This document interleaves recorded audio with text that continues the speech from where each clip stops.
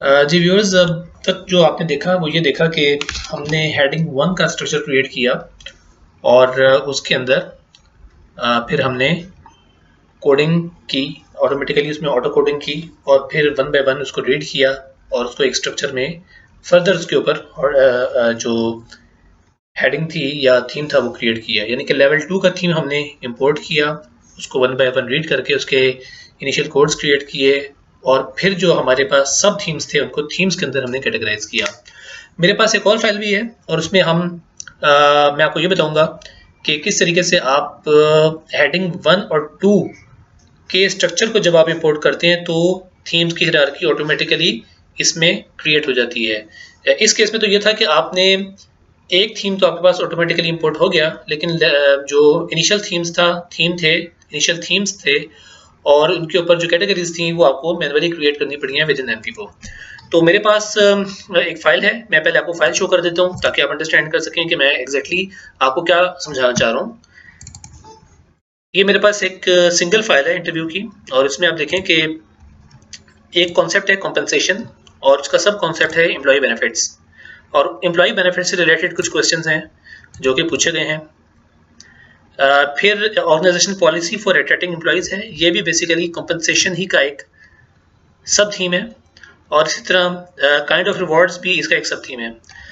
इसी तरह इसमें कैरियर डेवलपमेंट एक कॉन्सेप्ट है और इसका प्रमोशन अपॉर्चुनिटीज और अपॉर्चुनिटीज फॉर स्किल डेवलपमेंट उसका सब थीम है। अगर आप नोट करें तो कॉम्पेंसेशन जो कि हमारा पेरेंट कॉन्सेप्ट है, पेरेंट थीम है, वो हेडिंग 1 है और एम्प्लॉय बेनिफिट्स जो उसके सब कॉन्सेप्ट है वो हेडिंग 2 है और इसी तरह ये भी हेडिंग 2 है। तो ये सिंपल सी बात है कि जो पेरेंट कॉन्सेप्ट है उसको हेडिंग 1 का स्ट्रक्चर दिया गया है और उसका जो सब कॉन्सेप्ट है वो हेडिंग 2 का स्ट्रक्चर है। ये बिल्कुल ऐसे ही है जब आप एक डॉक्यूमेंट की फॉर्मेटिंग करते हैं और ताकि आप एक टेबल ऑफ कंटेंट क्रिएट कर सकें, ये बिल्कुल वैसे किया गया है। तो अब हम क्या करते हैं कि इसको एमपी4 में इंपोर्ट करते हैं और देखते हैं कि इसमें नोड्स की हायरार्की कैसे क्रिएट होती है। इस फाइल को मैं क्लोज कर रहा हूँ। कोई भी फाइल अगर ओपन हुई भी हो तो वो एमपी4 में इंपोर्ट नहीं होती, आपको पहले उसको क्लोज करना पड़ता है। आप देखिए कि मैंने जो ऑलरेडी सोर्सेज थे, सोर्सेज के अंदर मेरे पास बेसिकली ये इस फॉर्म के अंदर है। ये मैं आपको बता देता हूँ, एक्चुअली मैंने अपनी प्रैक्टिस के लिए कुछ इसमें किया हुआ है, लेकिन मैं आपको बता देता हूँ कि एक्चुअली मैंने किया क्या है। ओके,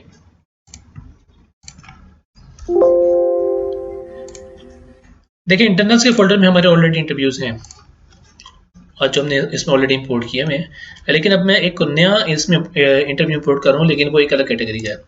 ठीक है, तो बेहतर ये है कि हम इंटरनल के फोल्डर में अपने डाटा को कुछ मैनेज कर लें, ऑर्गेनाइज कर लें। इसके लिए मैं 2 फोल्डर्स क्रिएट कर लेता हूँ। इंटरनल्स में मैं अभी जो हमारे पास एग्जिस्टिंग डाटा मौजूद है उसके लिए फोल्डर क्रिएट कर लेता हूँ और मैं कहता हूँ कि ऑरिक रिलेटेड इंटरव्यूज और ऑरिक रिलेटेड इंटरव्यूज को मैं सारा को सिलेक्ट करता हूँ और ड्रैग एंड ड्रॉप कर रहा हूँ ऑरिक रिलेटेड इंटरव्यूज के फोल्डर में। और अब जो मैं एक इंपोर्ट करना चाह रहा हूँ वो बेसिकली एचआर से रिलेटेड टॉपिक है, तो मैं कहता हूँ कि एचआर रिलेटेड इंटरव्यूज, इसको मैं नाम दे देता हूँ एचआर रिलेटेड इंटरव्यूज। और ये एम्प्टी है, इस फोल्डर के अंदर मैं बेसिकली अब इसको इंपोर्ट करूंगा। इससे पहले मैंने आपको बताया था कि अगर आपने डाटा इंपोर्ट करना हो तो आप डाटा में जाके डॉक्यूमेंट को सिलेक्ट कर लें, लेकिन आप ड्रैग एंड ड्रॉप का ऑप्शन भी कर रहे हैं, यूज कर सकते हैं। तो इस दफा मैं ड्रैग एंड ड्रॉप का ऑप्शन ओपन कर रहा हूँ। एचआर रिलेटेड इंटरव्यूज का मेरे पास फोल्डर ओपन है, मैं डेस्कटॉप पे जा रहा हूँ जहाँ पे ये पड़ा हुआ है। इसको मैंने सेलेक्ट किया, ड्रैग करके ड्रॉप किया, आइकन पे लाऊंगा मैं एनवीवो के। जब मैं इसको लाऊंगा एनवीवो के आइकन के ऊपर तो ये ऑटोमेटिकली एनवीवो ओपन हो जाएगा और मैं इसको ड्रॉप कर दूंगा इधर एचआर रिलेटेड इंटरव्यूज के फोल्डर में। जस्ट क्लिक ऑन ओके, तो ये यहाँ पे इंपोर्ट हो चुका है। इसको आप क्लिक करके देखें तो ये अपने स्ट्रक्चर के साथ यहाँ पे मौजूद है। इसको मैं क्लोज कर रहा हूँ। प्रोसेस वही ऑटो कोडिंग का, सिलेक्ट करें फाइल को, राइट क्लिक, ऑटो कोड में आप देखिए ये बेसिकली हेडिंग 1 और 2 आपके पास शो हो रही होंगी। हमने हेडिंग 1 और 2 के लेकर आना है, लिस्ट पैराग्राफ या नॉर्मल को नहीं लेकर शो करना, सिलेक्ट करना। हेडिंग 1 और 2 आपने सिलेक्ट की, इसको आपने सिलेक्टेड पैराग्राफ स्टाइल के अंदर लेकर आए और देन क्लिक ऑन नेक्स्ट। और अब मैंने क्या करना है, मैंने ये करना है कि एक न्यू फोल्डर क्रिएट करना है, न्यू फोल्डर, और वो है जी HR related interview analysis and then click on finish. So let's see कि एन नोड्स के अंदर ये फोल्डर क्रिएट हो गया है, HR यस क्रिएट हो गया है, और उसमें क्या हुआ है इसको हम देखते हैं। ये देखिए, तो उसने क्या किया कि MS वर्ड के अंदर जो फाइल के अंदर जो स्ट्रक्चर था उसको इंपोर्ट कर लिया है as a theme hierarchy. Career development parent concept था, और उसके सब कॉन्सेप्ट चाइल्ड कॉन्सेप्ट्स हैं अपॉर्चुनिटीज फॉर स्किल्स और प्रमोशन अपॉर्चुनिटीज। ये इसलिए हुआ कि कैरियर डेवलपमेंट को हमने हेडिंग 1 का स्ट्रक्चर दिया हुआ था, और हेडिंग 2 का जो स्ट्रक्चर था वो हमने अपॉर्चुनिटीज फॉर स्किल और प्रमोशन अपॉर्चुनिटीज को दिया हुआ था। यही जो है वो यहाँ पर भी है, सेम सीक्वेंस, ठीक है। आप चाहें तो इनको इसी तरह अगर आप हेडिंग 1, 2 और 3 का स्ट्रक्चर क्रिएट करें तो फिर ये लेवल 1 और 2 और 3 के थीम्स क्रिएट हो सकते हैं। तो आई होप कि इससे आपको ये अंडरस्टैंड हो गया होगा कि आप किस तरीके से जो कोडिंग हेडिंग स्ट्रक्चर क्रिएट करके नोड्स की हायरार्की क्रिएट कर सकते हैं। जो हमारे इन्फॉर्मेंट्स के जो आंसर्स हैं वो ऑफ कोर्स आपको इसमें नहीं मिलेंगे। लेट मी चेक जी, इसमें खाली हेडिंग है। जो वो इंटरव्यू के जो रिस्पॉन्सेज हैं वो आपको इनिशियल कोड्स में मिलेंगे जो यहाँ पे ऑटोमेटिकली क्रिएट हो चुके हैं। अच्छा, आप चाहें अब इसमें एक प्रैक्टिस तो ये भी हो सकती है, बल्कि ऑफ कोर्स आपको ऐसे ही करना चाहिए कि अब आप इनको 1 बाय 1 रीड करें और उसमें जो भी कॉन्सेप्ट आते जाते हैं आप इनको यहाँ पे क्रिएट करते जाएं। For example, we need to be provided with legal training in order to cope with the advancement in the software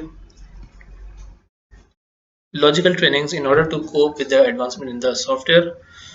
तो लॉजिकल ट्रेनिंग की अगर ये बात करें, फॉर एग्जांपल मैं इसको इस तरह कोड कर देता हूँ कि जी लॉजिकल ट्रेनिंग की बात कर रहे हैं, तो ओके, तो मैं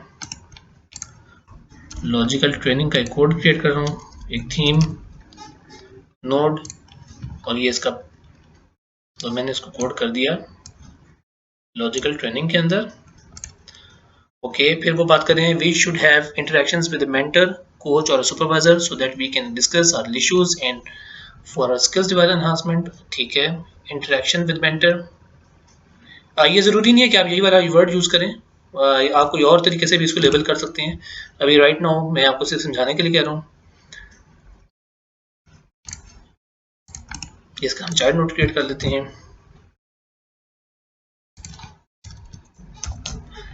interactions with mentors,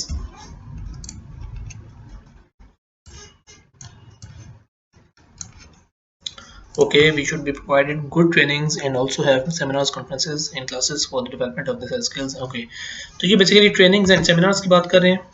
तो मैं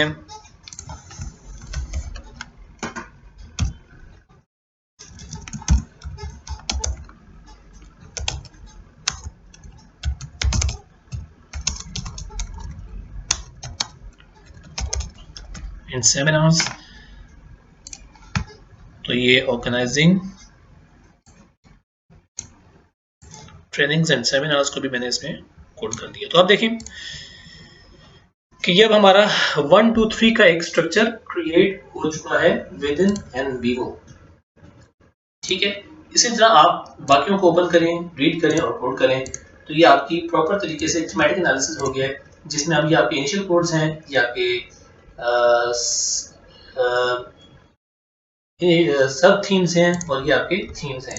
तो लेवल 1, 2 और 3 की आपकी प्रॉपर कोडिंग हो चुकी है।